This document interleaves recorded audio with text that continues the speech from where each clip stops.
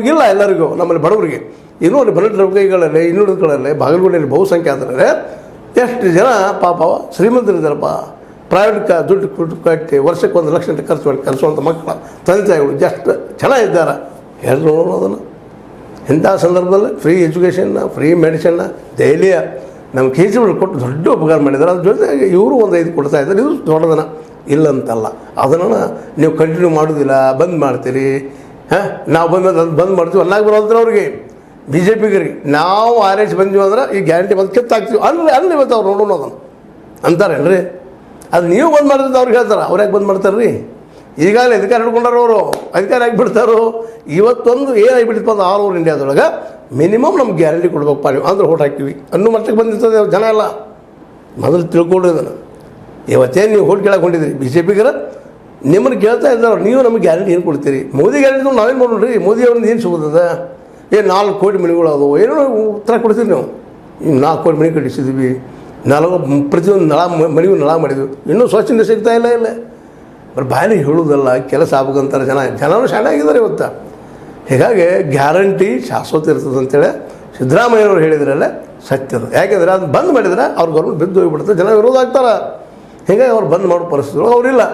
ಚಾಲುವಂತೆ ಮಾಡಿದ್ದಾರೆ, ಯಾವ ರೀತಿ ಅದನ್ನು ಹೆಂಗೆ ಹಾಕ್ತಾರೋ ಗೊತ್ತಿಲ್ಲ. ಆದರೆ ಅದು ಬಂದು ಅವರು ಸುಲಭಿಲ್ಲ. ಬಂದು ಆದ ದಿವಸ ಸಿದ್ದರಾಮಯ್ಯ ಸರ್ಕಾರ ಆಗಲಿ, DK ಶಿವಕುಮಾರ್ ಅವ್ರ ಸರ್ಕಾರ ಆಗಲಿ ಸ್ತಬ್ಧ ಆಗಿಬಿಡ್ತದಂತೆ. ಇದು ಅಲ್ಲಿ ಚರ್ಚೆ ಆದಂಥ ವಿಷಯಗಳ ಬಗ್ಗೆ ನಿಮ್ಗೆ ಚರ್ಚೆ ಮಾಡ್ತಾ ಇದ್ದೀನಿ ಮುಂದಿಗೆ. ಅದ್ರ ಜೊತೆಗೆ ಇನ್ನೊಂದಿಷ್ಟು ಅಲ್ಲೇ ಡೆವಲಪ್ಮೆಂಟ್ ಅದು ಈ ಒಂದು ಬರ ಪರಿಹಾರದ ಬಗ್ಗೆಯೂ ಮಾತಾಡಿದ್ರಲ್ಲೇ ಸಿದ್ದರಾಮಯ್ಯನವರು. ವಿಶೇಷವಾಗಿ ಇವರು ಕೋಡ್ಲಿ ಕೇಳಿದಂಥದ್ದು ಕೇಂದ್ರ ಸರ್ಕಾರಕ್ಕೆ ಕೇಳಿದ್ದು ಬರದ ಪರಿಹಾರವಾಗಿ 18,172 ಕೋಟಿ ರೂಪಾಯಿಗಳನ್ನು ಕೇಳಿದರು. ಎಷ್ಟು? 18,172 ಕೋಟಿ ಕೇಳಿದರು.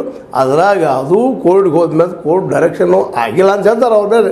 ಆ ಮಾತು ನಿಜ ಬೇರೆ ಅವ್ರನ್ನ ಹೇಳಿ ನಾವು ಕೊಟ್ಟಿವಿ ಅಂತೇಳಿ. ಮತ್ತು ಮೊದಲು ಕೊಡ್ಬೇಕಾಗಿತ್ತು ರೀ, ಇದನ್ನು ಎಷ್ಟು ಕೊಡ್ರಿ ಮೊದಲು ಕೊಡ್ಬೇಕಾಗಿತ್ತು.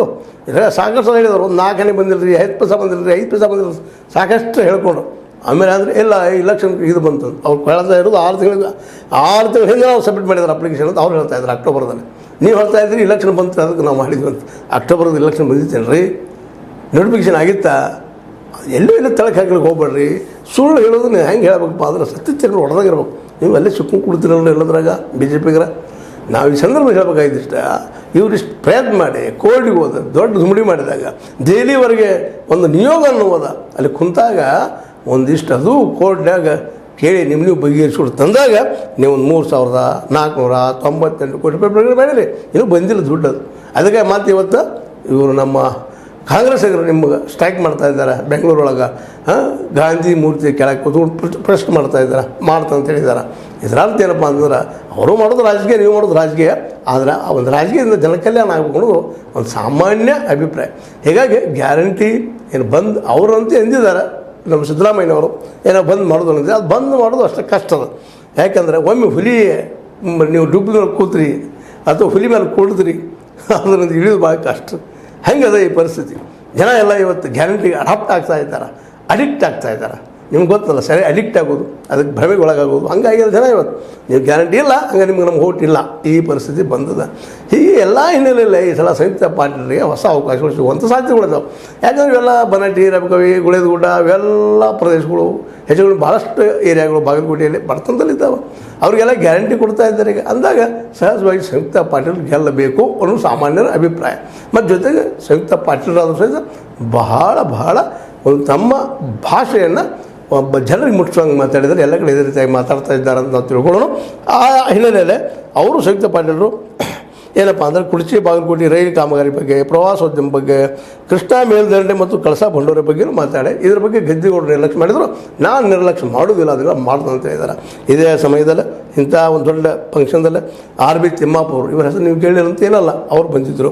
ಜೊತೆಗೆ ಲಕ್ಷ್ಮಣ ಸವದಿಯವರು ಸಹಜವಾಗಿ ನಮ್ಮ ಸಿದ್ದರಾಮಯ್ಯರ ಆತ್ಮೀಯರಾಗಿದ್ದಾರೆ. ಇವತ್ತು ವಿನಯ್ ಕುಲಕರ್ಣಿ ಅವರು ಬಂದಿದ್ದರು, ಶಿವಾನಂದ ಪಾಟೀಲರು SR ಪಾಟೀಲರು ಇವರೆಲ್ಲ ಆ ಭಾಗದ ಭಾಳ ಪ್ರಸಿದ್ಧ ಜನ. ಉಮಾಶ್ರೀ ಅವ್ರ ಬಗ್ಗೆ ಅಂತ ಏನು ಹೇಳೋ ಅವಶ್ಯಕತೆ ಇಲ್ಲ. ಜೊತೆಗೆ JT ಪಾಟೀಲರು ಬಂದಿದ್ದರು, ಪ್ರಕಾಶ್ ಹುಕ್ಕೇರಿ ಅವರು, ನಮ್ಮ ಮೀಶಿ ಮಂಡಳ ಅವರು ಬಂದಿದ್ದರು.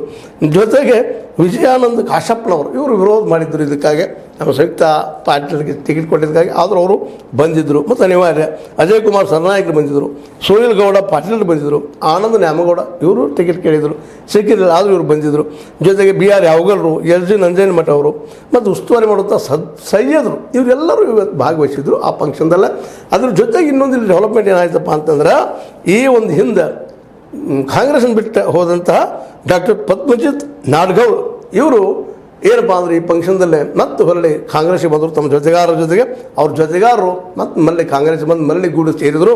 ಅವ್ರು ಯಾರಪ್ಪ ಅಂದ್ರೆ ಶಂಕರ್ ಸೊರಗಾವಿ, ಮಾಳು ಹಿಪ್ಪರ್ಗಿ, ಜಿನ್ನಪ್ಪ ಹೊಸು, ಶ್ರೀಖರ್ ಪೀಸೆ, ಪ್ರಕಾಶ್ ನಡೋನಿ, ಸದಾಶಿವ್ ನಾಯ್ಕ್, ಸಂಜಯ್ ಅಮ್ಮನಿಗೆ ಮಠ್, ರಾಜು ದೇಸಾಯಿ, ರವೀಂದ್ರ ಬ್ಯಾಡಗಿ, ಹೀಗೆ ಇವರೆಲ್ಲರೂ ಕೂಡ ಕಾಂಗ್ರೆಸ್ಸಿಗೆ ಸೇರಿದಾಳದಲ್ಲಿ ಕಾಂಗ್ರೆಸ್ಸನ್ನು ಬಲಿಷ್ಠ ಮಾಡಿದರು ಅಂತೇಳಿ ಆವತ್ತಿನ ರಿಪೋರ್ಟರ್ಸ್ಗಳು ನಮ್ಮ ರಿಪೋರ್ಟ್ಗಳು ತಿಳಿಸಿದ್ದಾರೆ. ಇವೆಲ್ಲ ನೆಲೆಯಲ್ಲಿ ಈ ನಡೆದಂಥ ಈ ಒಂದು ಫಂಕ್ಷನ್ ಒಂದು ಆಜುಬಾಜುದಲ್ಲೇ ಅದು ಸುತ್ತಮುತ್ತಲೇ ಬಾಗಲಕೋಟೆ ಪ್ರಭಾವಿ ಆದಂಥ ಒಂದು ಫಂಕ್ಷನ್ ಆಗ್ಯದ. ಭಾಳಷ್ಟು ಜನರು ಹೋಗಿ ಮುಟ್ಟಿದ. ಅದಕ್ಕಾಗಿ ಈ ಫಂಕ್ಷನ್ ನೆಲೆಯಲ್ಲಿ ಒಂದಿಷ್ಟು ಮಾತಾಡಬೇಕಾಗಿತ್ತು.